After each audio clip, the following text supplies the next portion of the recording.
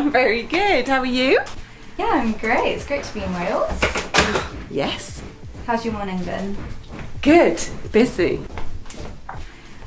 So, first things first, tell me a crazy fun fact about yourself.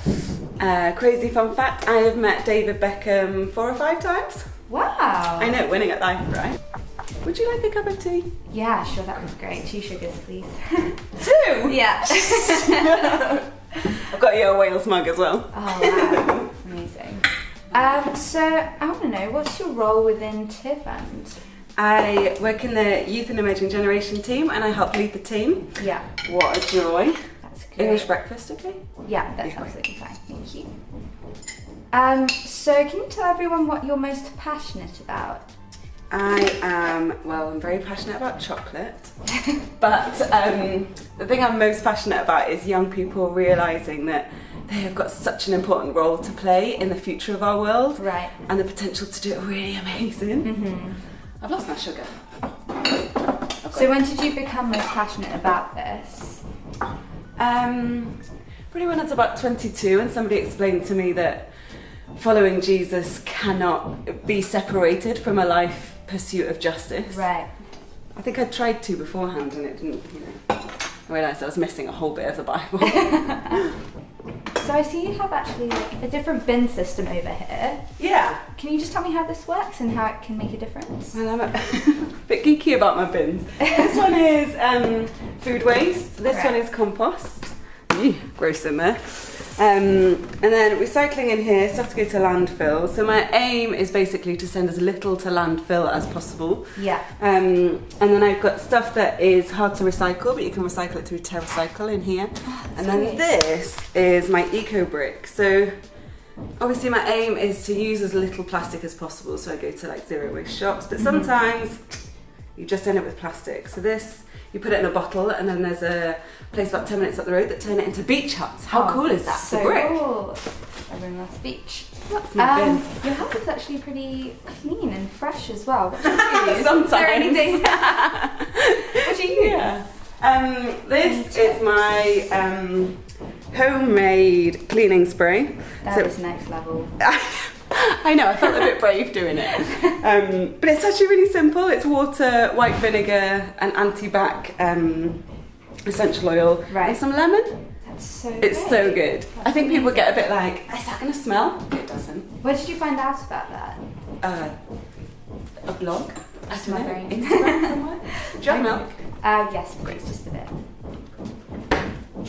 Yeah, so at Tearfund we're constantly discussing justice Yeah. and what it looks like and how we can achieve it. So what is your favourite quote about justice? There's a William Wilberforce quote that says, "We're too young to realise that certain things are impossible, so Right. we'll do them anyway." What a great quote. I always want to be too young Yes. to realise things are impossible. Yeah. And how much do you think God cares about justice? I think justice runs through every fibre of his being. From the very beginning to the very end, the story of God has got justice woven in it. And so I think he cares relentlessly, passionately, in an all-consuming way about justice. Yeah. That's great. I've made you Alright. tea, but I've actually put too much milk in. So I'm going to make you another one later. Okay, brilliant.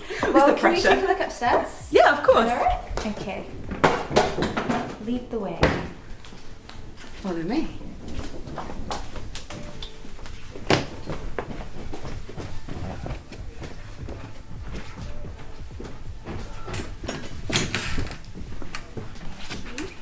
Hi, so this is your bathroom. Yes. Have you made any sustainable changes to it at all? Yes, I actually found this the easiest place to start making Okay. changes. Yeah. So, what can I show you? I can show you my toothbrush, Yeah. bamboo toothbrush. My soap is bars of soap. Same with the shampoo great. and conditioner. Yes. And then this is my body scrub, right? This is really cool. So this is sugar and a little bit of coconut oil, and it is the most amazing like body scrub. Wow. It's really good. Yeah, coconut oil is supposed to be really great for you. Yeah. And then this, can I show you my cool toilet paper? Yes, of course, go for it.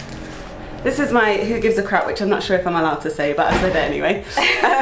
But it comes all in paper packaging, it's made of bamboo, so it's really sustainable. Yeah. And it's pretty. Amazing. And I love that you're representing the brand. Hey! Wow. Are there any favourite items of clothing in your wardrobe at all? Yeah, let me show you. Yeah, so actually this is the top that gets the most. What? Because it's got foxes on. This is my foxy top. Bold. That I got about a year ago. It's like £2 in a charity shop. I was delighted. And then this is my like luxury, if I can, because I don't want to just perpetuate fast fashion. I buy really sustainably made and ethically made, paid somebody a fair wage. Yeah. So this is my winging it jumper. Yes. Which I love. Basically all my wardrobe is from charity shops. That's so great.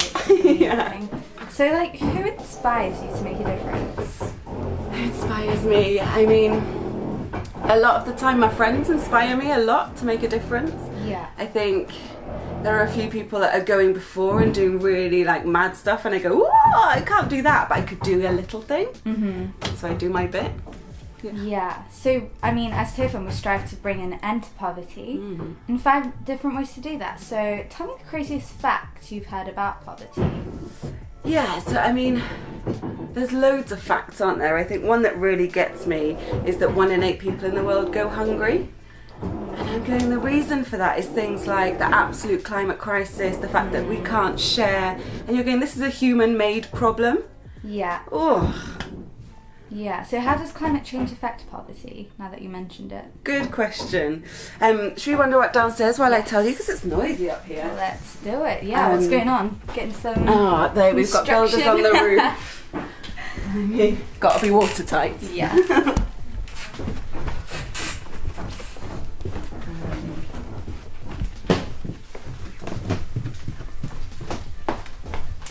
Back into my kitchen, which is like my favourite place to hang out.